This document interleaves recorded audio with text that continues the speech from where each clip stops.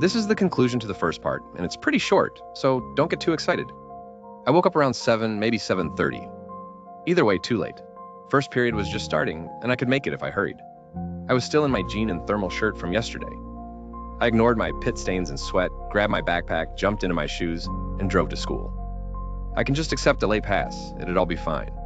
I nearly hit another car sliding on ice, but I'd arrived safely. I hopped out of my car and walked across the parking lot so as not to fall. I know I'm not supposed to drive in the snow, but desperate times call for desperate measures. Tara might even think it's pretty cool. Maybe she'll be okay with there, Paul. Every instinct told me to keep walking forward, but I turned around. It may have been Jocelyn's voice, but maybe I was imagining it. It could have been a teacher who caught me coming in late. It wasn't, it was, "Here, you, cutie pie." I heard her right. This whole thing came to be from me being nice, acknowledging her. It's a terrible though, but that doesn't make it any less true. She knows I heard her because I was staring right at her. She stood next to my car across the parking lot, maybe 40 feet away. What could I do? I rotated back towards the school, my back to Jocelyn. I kept walking. If she came to me, I could scream assault or something. People would buy it. They'd believe me. She said it.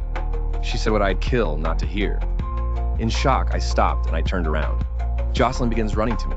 Her limp didn't stop her from sprinting to me. I shouldn't include this, but it reminded me when Forrest Gump was a kid in the leg braces, and he began running. I watched as wailing noises came out of her as she ran. There was a moment when she was running, she looked up and made complete eye contact with me. Right as she did, she appeared to be floating. I noticed her feet were as high off the ground as her shoulders. She fell back and landed precisely on the back of her head. I'll never forget the sound the thin layer of ice, backed by the solid pavement, made with her solid head. I stood where I was, not advancing to her. I saw blood trickle out of her head onto the ice, and I saw the bottoms of her clothes a darker shade from the watery ice. I wanted to shout to her, but I couldn't speak. She wasn't moving, speaking, displaying any sign of consciousnesses. There was no way I would leave her to lapse into death or a coma or something. So I crumbled my limbs out of solidification, and I ran into the building to the nurse. I told her I was walking inside and saw Jocelyn on the ice. The school called the ambulances in a rush. Everyone stayed in their classes. The school was in order. They could probably hear the ambulances, but students had no idea Jocelyn was nearly dying outside, and policemen and paramedics roped off the parking lot. They took Jocelyn away as I stood next to the principal and a few staff outside.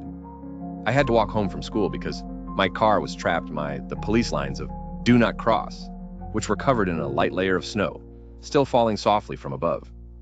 During dinner, my mom told me a mentally handicapped girl ran into the street and got hit by a car in front of the school. My little brother told me he heard the girl was shot,